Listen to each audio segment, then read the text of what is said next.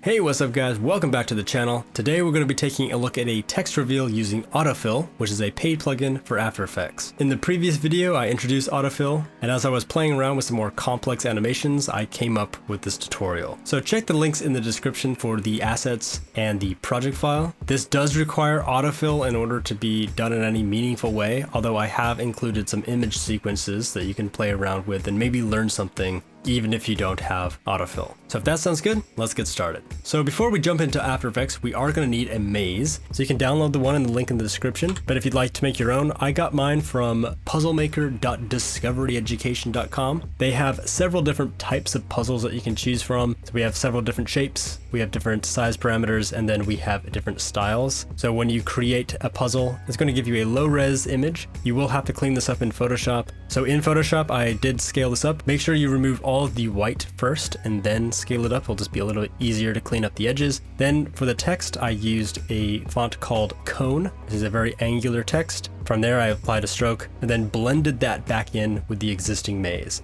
So if you are going to do something like this, you want to make sure that you leave the letters open. You basically want to make it look like it's part of the maze. So that was the idea here. So after that, I saved out a PSD image to use in After Effects. So inside After Effects, for the composition, I'm using UHD 4K, but we're going to start with making a square composition. So 3840 by 3840, 30 FPS, and then 150 frames should be enough. Click OK. So right away, we're going to grab a new solid. So it's Control Y, or you can right click and create a new solid. Let's call that one background. Then apply a gradient ramp effect to it. So the ramp shape is going to be radial, and then the start of the ramp is going to be right in the center. And then for the start color, we're going to do something that's like a darkish gray blue, and then pretty much the same thing for the end color, just a little bit darker. Next, I have a tileable texture that I'd like to use. Check the link in the description for where you can pick up a collection of these little tileable textures. They're really low res, but you can tile them pretty easily with a reptile effect. And then from here, you can just drag this out to the right. Something like 1750 would be good for this. And then you can apply the same value to all four parameters because the composition is a square. Next, we'll set the blending mode to divide. And then we're going to get some just light scratches or bumps.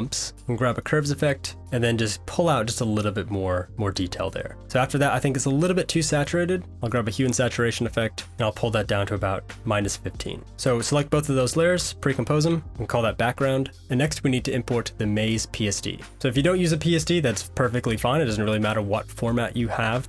For the import type, make sure this is set to composition and then click OK. After the composition is created, a folder with the maze layers is available, so we can open up that. And inside we have the two layers that we had in Photoshop. So we have the text, and then we also have the walls. So we're going to get started with the walls first. So grab the walls layer, pull this underneath. Then we're going to grab a new solid. We're going to call this one background as well, but then we're going to set the color to white. Then pull this layer underneath walls. Then we want to pre-compose these, then call that floor. So now we have a black and white image, but in order for autofill to work, we are going to need some transparency in the alpha. So to do that, we can grab a shift channels effect. Then we can take the alpha from the luminance. So now if I solo this layer and toggle the transparency, autofill is going to work by tracing around the walls. So it's basically just going to leave the floor. So next we can grab the autofill effect. And just to clarify, this is not a stock After Effects effect. This is a paid plugin, but I highly recommend it. Instead of emitting from points, we're going to actually choose layer. And then we're going to go ahead and create a layer for this to emit from. We'll grab a new solid, call this one emitter, and then we'll just drag out a rectangular mask. So just short of the edges there, and then change the mask from add to subtract. And we'll just kind of reposition that there, just so it's pretty even on all sides. Then we can turn the emitter layer off, change the source layer to emitter, and then we'll use effects and masks. We don't have any effects on there right now, but you could add like a fractal noise or a turbulent displace in the future. And you could also change this to Luma if you wanted it to look at the brightness value. In this case, it doesn't really matter if it's Luma or alpha, so I could just change that to Luma because this is already white. For the speed, I'm going to do 30. And then if you click spacebar, you can watch how this is going to fill. So this is what autofill does extremely well. We have a lot of different changes in direction,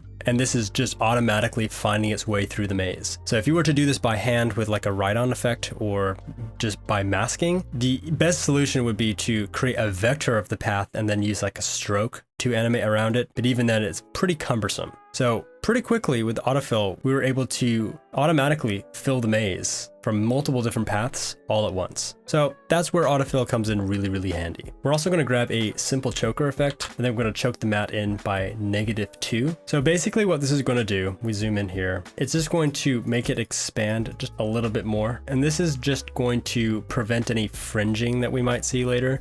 So because we're going to be using this layer multiple times, I'm going to pre-compose this. So I'm going to call this floor with autofill and then move all attributes into the new composition. Now, one of the issues that we'll often face with autofill, especially if you are embedding it inside a comp, sometimes the cache gets invalidated. And if it's inside a pre-comp, this can cause a lot of issues. And because we are going to be using this throughout the rest of the animation, and I'm happy with the result, I am going to render out a sequence of this. So for the channels, I want to do RGB plus alpha, and then for the depth, because this is just a matte, we can just leave that at 8-bit and then click OK. I'm going to make a new folder here for autofill and then save that in a subfolder, and then click save, and then we'll render this out.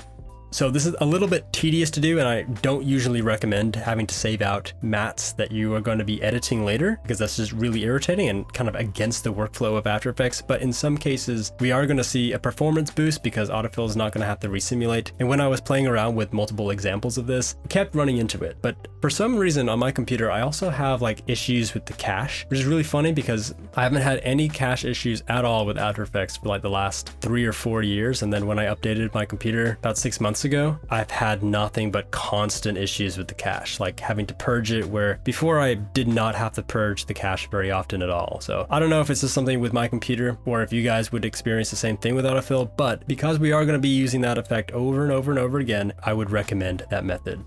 With that done, we can load in the new sequence. Make sure this is importing at the same frame rate. So my default is 24. I'm going to set that to 30 and then pull this down. I am going to leave this inside this composition just so it is with the other floor and emitter layers, just in case if we need to resimulate it. All right, so now we can pop back over to the main composition, and now we can move on and do something with this mat. So we can first turn this layer off. We can duplicate this background layer. We can just call this floor color, grab a curves effect, and then just darken this down a little bit, and then set the track matte to alpha. So now wherever the maze is being revealed by the matte, it's going to be just a little bit darker. Now around the edges, it's a little bit soft and too rounded for what I like. We could have played around with the speed map and added a layer with more of a high contrast texture, so it had a more of a crinkled result, or we could use roughen edges, or we could simply take both of these layers, duplicate them, then on the layers on top, we can just move that over by 1 frame, and then on the layer underneath, on the floor color, grab a CC ball action effect, and now around the tips of these is going to have kind of an interesting looking texture. So for the scatter, I'll set that to 1. I'll set the grid spacing to 1 as well. Then for the ball size, we'll do 60. I'll grab a fill effect and then just apply that same dark color. This just gets rid of all the shading. I don't really want any of the shading around the spheres. Now to blend all of these together, you could use a variety of different effects like turbulent displace, a roughen edges effect, but I'm going to use CC vector blur and just crank that up just a little bit. We'll give kind of a very weird looking crinkled look. It kind of looks paper to me. It kind of reminds me of this shape of the texture that I'm using. So that's why I went with that. This is just going to give just a little bit of a transition as the maze is being revealed. Okay, next we want to add some depth to the maze. So for that, we're going to go back up to the walls PSD layer, drag that down. We'll call this wall depth. This also is going to use that same floor with autofill, so we can duplicate that, pull it above it, set the track matte to alpha, and now we'll grab a CC radial fast blur. So right away, we can see this is giving some very, very clear depth, and I really like that effect. But we're gonna move the center point out so it's in the top right-hand corner, kind of off screen. And if we zoom back in, you can see that the length of the shadows is driven by this amount here. We can crank that up or we can lower it. I'm gonna do a value of around 35, which I think isn't too severe, but it's a good amount of depth. For this next part, we're going to reveal the text. So for this, what we need to do is kind of find the place where the text is revealed by the maze, like the tunneling of the maze. And as I was doing this, I kind of realized that probably should have said mine. This would be a really good idea for a mine effect. Like you could do like a Minesweeper like logo reveal, and that would probably make a lot more sense, but whatever, kind of still looks kind of interesting. Anyway, so right here at around frame 51, the E starts, then at around frame 53, the M starts. We're going to grab the maze text layer, drag that out. Then we're going to grab the autofill effect again. This time we are going to grow this with the points. So we can set this to 4 points. So I'm going to start with the M You want to start this outside of the letter, otherwise it will start revealing right at the very beginning. So at frame 51, we can keyframe the position here, go forward 1 frame, and then we can move this up. And don't worry if this is filling too quickly, we actually need to simulate this properly. And then I'll just go letter by letter.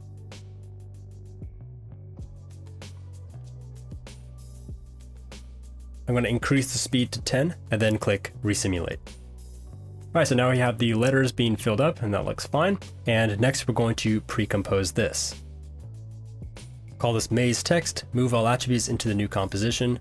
All right, so inside here, the same thing like we did before. I am going to render out a preview just in case we have any syncing issues with this.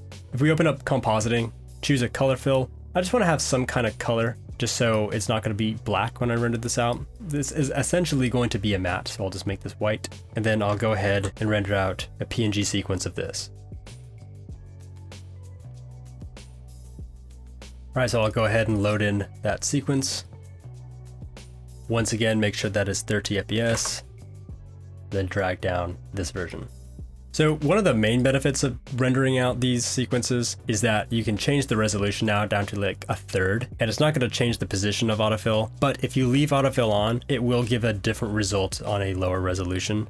So I quite often don't work at full resolution. I stay at half resolution most of the time. And then if I'm previewing some effect that I just want to make sure that it's working at full resolution, or I'm working on a very small project, I might leave it on full, but generally I work at half or sometimes even 1/3, especially if it's at 4K. If you want to work at a lower resolution, but then render a final at full, you would have to render out these sequences. All right, so that is looking pretty good. So to make this transition look a lot more interesting, actually I'm going to switch this back to full resolution for this next part. We're going to grab a fill effect, just a regular fill. I'm going to grab a light bluish color. Then I'm going to grab a CC ball action effect again. And then we're going to do a similar thing that we did with the floor transition. We'll set the scatter to 1, grid spacing to 1, and then for the ball size, we'll do 40. And then to make sure that these are all staying inside the letters, we'll grab a set matte effect, and you can just leave it on itself and just use the source. Next, I'm going to duplicate this again. Then I'm going to offset this by 1 frame. And then I'm going to change the color so it's more of a pinkish purple color. But for the grid spacing, I'll set this one to 2, and then change the set matte effect to layer 2. Then we're going to do that one more time. Move this over another frame. On the color, I'll darken that down quite a bit, and then set the grid spacing to 3. Then the set matte effect, once again, layer 2. Every time we duplicate this, layer 2 is staying in place. So this is why it's always layer 2, but it's really just itself. So on layer 3, it's layer 3, layer 4 is layer 4. We'll duplicate that layer again, move this over 1 frame. And then on this, I'll turn off the CC ball action and the set matte effect. I'll set the color to like a pinkish color. So if I move back to where this is beginning to transition, basically we're just going to get like a lot of different particles kind of leading into the transition of the letters. And actually what we'll do 1 more of these copies, and then we'll move this one over once. And on the layer underneath, we'll turn back on the CC ball action effect. We'll turn on the set matte effect, set that to itself, layer 3. For the grid spacing, I'll do 1. And then for the ball size, I'll do 80. And then we'll actually take this fill and move it underneath the ball action. That just kind of helps a little bit with the transition there.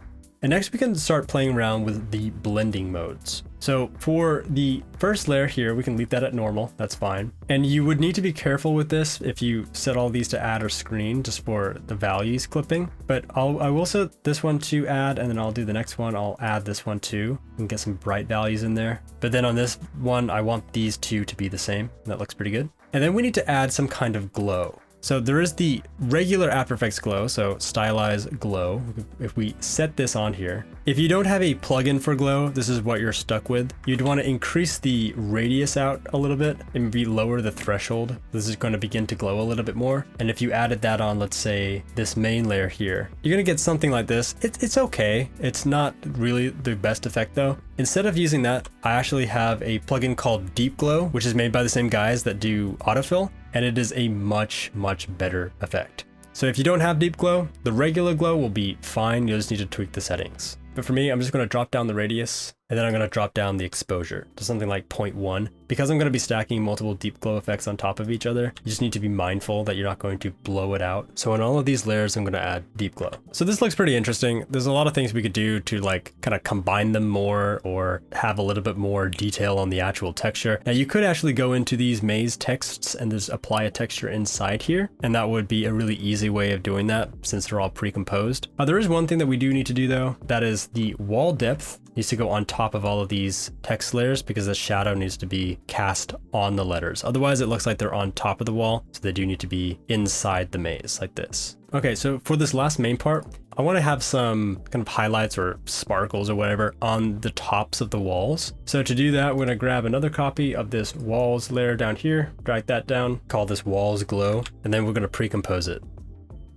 All right, so inside the pre-comp, we need to do one last autofill. So once again, we're going to create a new emitter. I call these emitters, but like they're grow sources basically for what autofill uses to grow from. I'm going to grab a fractal noise. I'm going to crank up the contrast quite a bit and lower the brightness. Grab a turbulent displace, crank this up, and then lower the size. Then I'm going to grab a rectangular mask. I'm going to drag it over to this section here. And I'll set this to subtract. So basically I want it coming in from the edges, but I want to roughen those edges up a little bit with the turbulent displace and the fractal noise. So they're not going to be coming out of everywhere. It's going to be more sporadic. So on the walls glow, apply an autofill effect. For the grow source, once again, we're going to do layer. Source layer is going to be the emitter, and then effects and masks. And then the channel is going to be the Luma channel. We're also going to disable the preview input and turn off the emitter layer and then see kind of how this is going to work. Then we're going to increase the speed quite a lot, something like 35. Then we'll preview this and see what it looks like. So on this, we still have a lot of gaps where the wall can actually show up. So for the border strength, we can do something like 25. This just allows autofill to kind of leap over the gaps in the walls. I'm actually going to lower the border strength just a little bit more, just so the inner text can get completed just a little bit faster. And then we can go ahead and render out the sequence.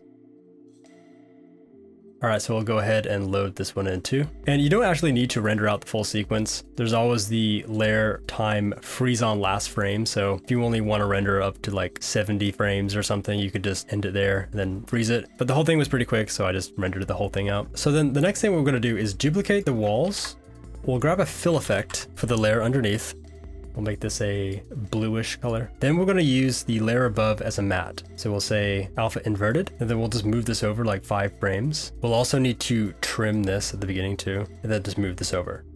So now as we play this, we only get like an edge of it. The layer on top is always 5 frames behind, but since it is the matte, the blue lines can only show up just a little bit. And we're also getting a little bit of fringing here. So on the matte layer, we'll actually call this wall matte, call this wall. On the wall matte, we'll grab a simple choker, pull that in by -2 pixels, and that cleans that up nicely. I want these little lines on top of the walls to kind of appear as the maze is closing in on the text and as the text begins to fill in. So I don't really want any of this out here. So I'm going to grab a pen tool and then just drag out a pattern kind of around this border that we have. I never really want to see like a really hard edge, like a straight edge. So something like this is probably fine. I'll click F and then feather this in about 100 pixels. And then right at the very beginning, I'll set an opacity so it starts off at 0. Then after 5 frames, it's at 100%. Then we'll get the pattern like this. And depending if you wanted this to keep going up, then you might want the rest of this. But in this case, I'm good with just up to frame 55. So I can actually just trim this just so nothing else will appear later on in case it does. All right, so go back to the main comp, and then we're gonna just solo this layer. I'm gonna add a glow effect. I'm just gonna stick with deep glow. Now you do want to make sure if you're using like the regular After Effects glow, drop down the intensity or the threshold quite a bit. Because if you have lots of different layers like this that are like super bright, it's going to clip really, really fast and it's going to be hard to control. So I'm going to be duplicating this layer several times. So keep the glow pretty low. Next, we're going to duplicate the wall glow. And on the layer underneath, I'm going to move this over 3 frames. So 1, 2, 3. Then I'm going to grab a fill effect. Grab fill, we'll place this on top of the deep glow, and then I'm just going to lower this value down so it's like a more of a pinkish red. And now you can see that as we progress through, we're going to get just different bands of color appearing. So then we'll do that one more time. And then on the layer underneath, we'll once again move this over 3 frames and then just change the color. So this is the idea behind this. For some reason, we're getting a fringe here, so let me go back. Thought I changed this to -2. double check that. Should be -2 here so we don't get that edge around the sides. That looks a lot better. And then we can duplicate all 3 of these layers. We'll place this entire group all the way above. And I'll just call each one of these sparkles. So on the bottommost sparkles layer, we'll grab that CC ball action effect again. We'll place that on top of the fill. For the scatter, we'll do 1. For the grid spacing, 3. Ball size, 30. Then I'll set the blending mode here to screen. I'm gonna copy this ball action effect, paste it on sparkles, move that above fill, just lower the grid spacing down to 2. I'll go ahead and set this to screen as well. Once again, paste that on the last layer, and then set the grid spacing to 1. Now on this one, we are getting that shading, so I'm gonna grab the fill effect again. Then I'll just sample this color. Maybe make that just a little bit darker. On this layer, I'm gonna change the blending mode to add. We can see those a lot more clearly. And then I'll do the same thing down here. So on this bottommost wall glow, I'll just do screen. And then these 2, I'll just add these on. Something kind of like that. Pretty over the top, so I'm just going to lower the opacity down a little bit. Then we have something like that. So just an idea that you can use. So let's unsolo these and then see what these look like with everything else. So next we have to figure out where these are going to go. Collapse these layers. So we need to scrub forwards until we can see the text appearing. And for this, I'm going to drop the resolution back down again. So as we can see the text coming out, what I want to do, I'll pull these along the timeline. I kind of want these to be going around the letters as they're being filled. It's a little fast, so we'll pull these back out here. We'll do something kind of like that. So this is looking a little bit washed out, so I'm going to create an adjustment layer right at the top. Call that CC for color correction. Grab the curves, let's drop down the shadows a little bit, and then gradually just pull the highlights back up just a tad. The shadows on the walls are also a little bit dark, and they're getting too dark for the text here. So I'm just going to drop that down by 50%, and that looks a lot better to me. Just drop that down just a little bit. All right, so something like this is the basic idea that I was going for. All right, so for this next part, we could just trim this right here and just have it flat like this. Or we could play around with a camera. So for this last part, I'm gonna pre-compose everything. Let's call this maze. We could change this to a 3D layer. Then in the comp 1, which would be our main comp, we can change the height back down to 2160, click OK, and then we could add a camera. So right click, new camera. I'm using a 1-node camera, and then just click OK. On the maze layer, you can click P and then Shift R to bring up the transform channels. Then on the orientation, we'll just rotate this. This will just make it a little bit easier to move the camera around the scene. I'm holding down the Alt key and the middle mouse button to do the panning. Then on the camera, you can click P and then Shift R to grab the orientation as well. Just keyframe everything right at the very beginning. And then by frame 90 or so, we can start placing the camera in a different position. So the new camera tools, I actually find them really obnoxious in After Effects 2021. It's just harder to work with in my opinion. So sometimes it's just easier just to work with the controls down here. Now there are several different controls you can choose from. So you can do orbit around cursor, around the scene, with a camera point of interest. I don't have a point of interest on my camera, it's just a 1-node camera. You'd have a point of interest with a 2-node camera, but sometimes the 1-node cameras are easier to control. Sometimes they're harder, it just depends on what you're trying to do. But in this case, I would just want to use a 1-node. Now on this part here, if it goes off the edge, remember, you can always use a reptile effect, and this also applies to 3D layers as well. So you can just expand that down and expand that to the left if you need just a little bit of extra space. You'll have the maze start tiling backwards, but it may not be that important. And we can get something kind of like this. So on these keyframes here, I can go into the graph editor, set these to easy ease. On these, I could use the auto Bezier, or I could just leave them linear. In this case, it's fine. Just play around with something that works for you. All right, so here is the result that I came up with just a little bit more tweaking. And then at the end here, I had the text kind of fade to white and then the background fade away. If you'd like to have a look at the source files, I am actually providing that this time. I don't always do that, and I'm not always going to in the future, but I thought this one was a little bit more tricky to do. So if you'd like to play around with my source files, go ahead and do that. Hopefully you'll learn something, or maybe you'll learn a better way of doing it than I did. But anyway, hope you guys enjoyed it. Thank you so much for watching. I'll see you next time. Peace.